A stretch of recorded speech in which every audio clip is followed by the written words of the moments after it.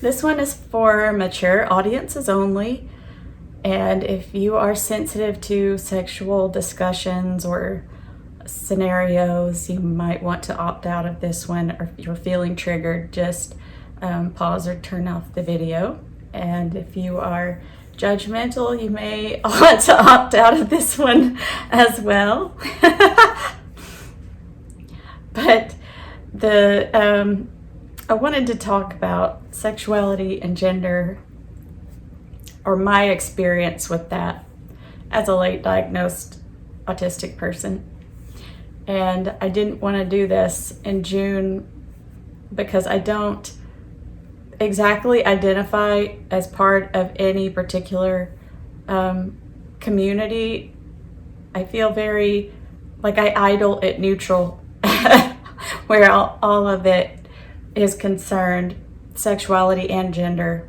But I also don't have a solid identity as a gender neutral person or a demisexual. So I will just do this after the fact because it always does make me think about labels and all of that stuff and where I fall in the whole spectrum of things on that end, or outside of it, whatever. Gray, I think, is probably where I fall. But I personally identify as a brain. I don't think that my brain has any kind of gender constructs, and I don't really see gender constructs as a helpful thing in defining who I am. And so I don't like to be limited. And for me, gender is just a set of societal constructs. Basically, gender is just a bunch of characteristics that society decided make you feminine or masculine. And so who decides this stuff? My guess is neurotypicals. That would be my guess, since they do have the majority of the vote there. And they also get to decide what is naughty and nice according to sexuality. And when has a set of neurotypical rules ever worked out well for you? We observe their rules and we see them and we try to dot every I and cross every T and follow those rules, and then we're told that's just more like a guideline. So their rules are for them, and that's what I've decided. So I don't go by the same set of rules when defining myself. I just will decide what I like, what makes me an individual, because I am an individual. I don't like labeling myself. I don't like labeling other people. And it seems like anytime anyone sticks a label on something, there's always an enforcer to come along, especially when in terms of self-identification. It can even happen in something as minor as like a fandom. They might say, you're not a real fan because you don't like blah, blah, blah, or that kind of thing. And it's the same thing with gender and sexuality. There's always that enforcer that feels the need to tell everybody else how they're supposed to live their life and what, they have to do if they want to identify as anything. So I'm just gonna say I'm pretty neutral, and I'm a brain. When I'm checking boxes on paperwork, brain isn't an option for me, for me to identify, but that's everything that happens to me is all because of my brain, and it all happens in my brain. So that's really me, and I resemble a spaghetti monster because I'm just a brain and some nerves, spinal cord. That looks a lot like the spaghetti monster, and so that doesn't lend itself to feeling super feminine or anything like that. So identifying as a spaghetti monster just kind of leaves you in limbo, let's just say, when it comes to gender and sexuality. So you might say, but you look so feminine. Yeah, I appear feminine. I present femininely. And that has been a huge part of my heavy masking, because people see that feminine presenting stuff and make assumptions, and relying on people's assumptions, no matter how wrong they are, has been a part of my masking. That way I can save my energy and not have to really engage too much. But whenever I'm, doing the things that make me appear more feminine, it's exhausting, because that, and I don't go to much trouble. I don't go to beauty salons, and I don't have my nails done and stuff like that, or do any kind of anything. I put on sunscreen and some eye makeup, and that's how I roll. But still, just dressing in a more feminine way and making, highlighting different parts of my appearance are uncomfortable, because women's clothing in general is pretty uncomfortable, starting with the underwear. And so my preference is to lay around in t-shirts and pajama pants. And, if pajama pants are too hot, then, the shorts that are basically athletic shorts are the equivalent of boxers. So I'd say my apparel most of the time is pretty gender neutral. And you still say, yeah, but you have the long hair and you look feminine. Well, if you slap a bandana on my head and, maybe a muscle shirt, and I do the little thing, you can cast me for the lead on Rock of Love, and nobody's going to know the difference. Well, except for maybe you probably need a spray-on tan or something. But seriously, like, those glam rock guys from the 80s weren't exactly a portrait of current day masculinity. So, it's all relative. And so I'm not saying I identify as a man. I'm just saying that the characteristics that people associate with femininity make me pretty uncomfortable. And so, and gender roles, I don't understand why somebody decides that I have masculine hobbies.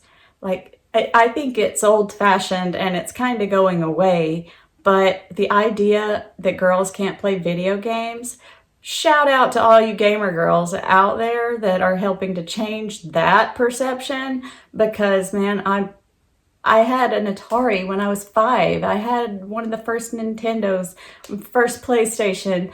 I've been at this for a really long time, and that's something that 5-year-old me enjoyed every bit as much as 45-year-old me. So that's masculine hobbies. Who gets to decide what a hobby's gender is? That's really silly, and it goes to motor vehicles and all of that stuff as well. So I just think all of that stuff's rather silly, and I just want to identify as an individual and be myself and like what I like and do what I do, and not have anybody's opinion on whether or not I'm doing it the way they want it done. So anyway, as far as sexuality goes, I have so many sensory issues that it's been a real inconsistent, to say the least, experience for me throughout my life. And so I just had to try to figure out what works for me consistently for a big chunk of my life. It's just been really, the majority of the time, unenjoyable and overrated, and quite frankly, kind of boring. And A lot of the time I was just basically tolerating it. And it was kind of like, yeah,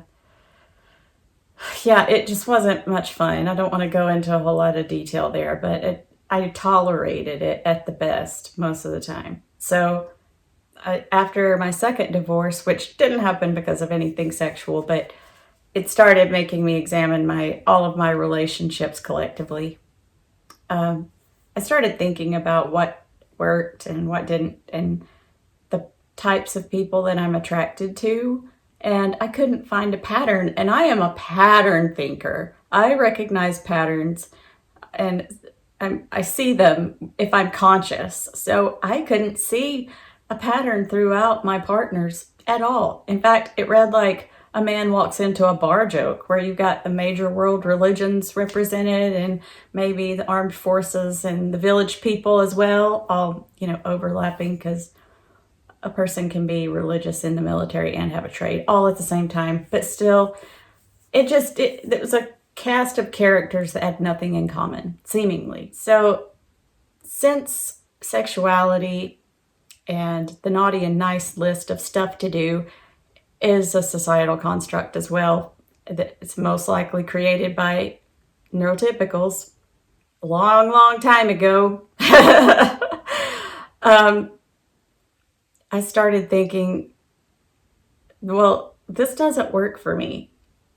It just, what do I need to do to make this better for me and more consistent?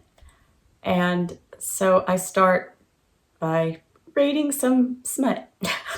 And I'm like reading this stuff and I find out about, different subgenres. And I thought, one thing that's always bothered me is sex is so unstructured and just a big messy free for all and no direction and no, there's the only thing is the end game. That's the only thing to focus on. And there's, how you get there is different with each individual person. And me interacting with another body is so awkward, and there's so many sensory issues involved with that. And so I'm just like, I don't know exactly what to do, but I think that I could be onto something here, because I ran across this samurai art of Hojo Jutsu. And what that is the samurai used to restrain their prisoners and tie different knot patterns with the rope according to the prisoner's status. And it kind of branched off into two branches. Like there's Hojo Jutsu, martial arts version, and then there's the bodywork / artsy / sexual branch. And so I start researching this, and there's a whole YouTube channel devoted to it. It doesn't have to be sexual at all. You can do this stuff over someone's clothes. It's essentially macrame. And if you don't know what macrame is, it's a craft where people make like jewelry, festival dresses, plant hangers, and wall art. And it's something have done for a long time. And so that kind of knot patterns that you would see in something like that are also skills that are transferable onto the human form. And that was really good for me because it gave me a direction, some sort of the rope acts as a conduit between me and my partner. And so it's a really connective and intimate thing. And, learning how to do this stuff, you can be fully clothed and, just, you can have like your YouTube video on the laptop while you're learning how to do this. It's pretty a fun quality time activity, and it kind of gave me a special interest within this area that was just not so interesting for me before. And there's, structure, form, beauty. It's artistic. That really appeals to the artist in me. And so it was just a different way of interacting with another person sexually.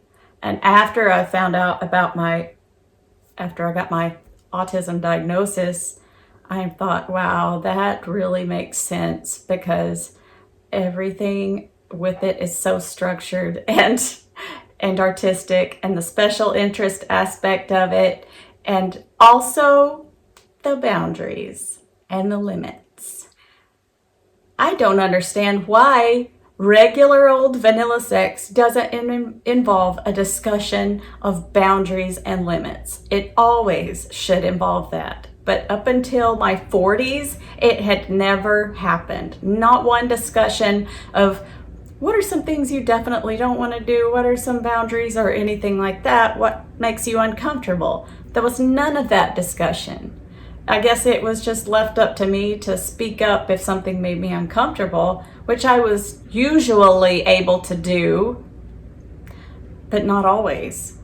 And so, this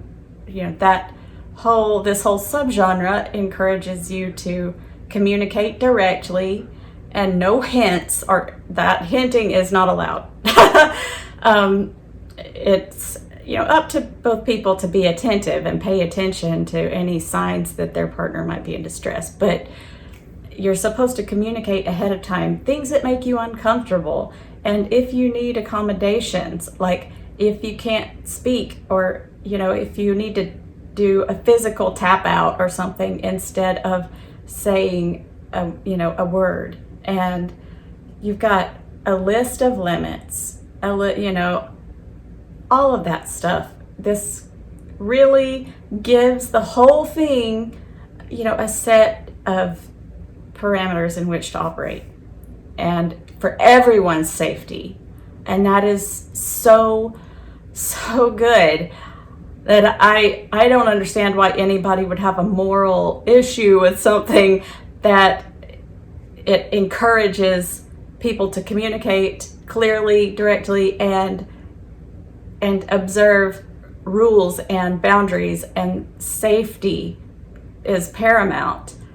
And this of course can happen in any type of couple, whether it's a monogamous married couple or anything else. So it's just that people get a little iffy sometimes when it just comes to something that's a little different. And so, that's also another thing to, like, just because I'm differently sexual it doesn't mean that I get to define myself by anyone else's label. So it's that's just another, like, throwback to what I was talking about earlier. But it made me realize also that a lot of the time when I think I'm experiencing excitement, I'm experiencing anxiety. And there's a huge difference there. And it also helped me realize that I've always known that I don't really like light touches, but I couldn't tell you why I didn't like light touches. It's because of my alexithymia, I think. I'm gonna blame it on that because it seems to make sense. Someone might lightly touch me and I would feel absolutely repulsed. And I would think that it was because I was kind of developing a repulsion for that person. If I had a partner and they're lightly touching me and I'm just like, ugh, ew, stop it. But I think where I was mistaken is that I just, in general, overall, don't want any other human touching me lightly and in what is typically known as a soft, affectionate, intimate gesture. It feels disgusting and repulsive to me. So I need, like, firm, intentional touches, like like deep tissue massage is good, or a deep pressure hug. Those are good things. Like, I don't normally like hugs, but when someone is like crushing my body, it feels good for some reason. I don't know why. But, also with this human macrame art, there is a Swedish body worker that does this in a non-sexual way as part of his therapy. And the ties kind of mimic a deep pressure hug, and I'll try to throw that link into the description. So just being engaged with that got me to, set my boundaries and define my limits. And so when I did become more comfortable and able to directly interact with my partner, and no rope or anything like that, my training wheels off, so to speak, it made it way better, because I had gotten used to communicating more than I did before, which I'm still not like a fount of communication. I'm still not very talkative, I guess, but it's still pretty important to communicate things, and I try to do that anytime I think that something needs to be communicated, and so that's really helped. And just also figuring out that I need a deep connection with another person in order to feel a sexual attraction to them. And so that has been really helpful as well. Whereas before, I would try to start out with a physical attraction, which really wasn't physical attraction for me. It was like I almost had to have other people tell me that the person was attractive. Like, I'm like, yeah, are they? I don't know. Because that's another societal construct that I just don't get on board with, is stereotypical beauty standards. And I just, would almost need like a definition of what beauty is, and then I would be like, yeah, they very mechanically, like, yes, they're aesthetically pleasing, and have no excitement whatsoever that was associated with their aesthetic qualities. But once I got to know them and found personality, and if we shared an interest or something like that, the shared interest really creates more of a bond. My current partner, we met through a dating app, and those things are usually pretty awful. So I'm swiping through, looking at pictures of dudes with their fish and nothing in their bio, and then I run across my current partner who has a picture of him doing his craft. He's a really artistic craftsman. So he had that, and I look at details in pictures. So he had details of his dog, his motorcycle, and trips on the motorcycle, and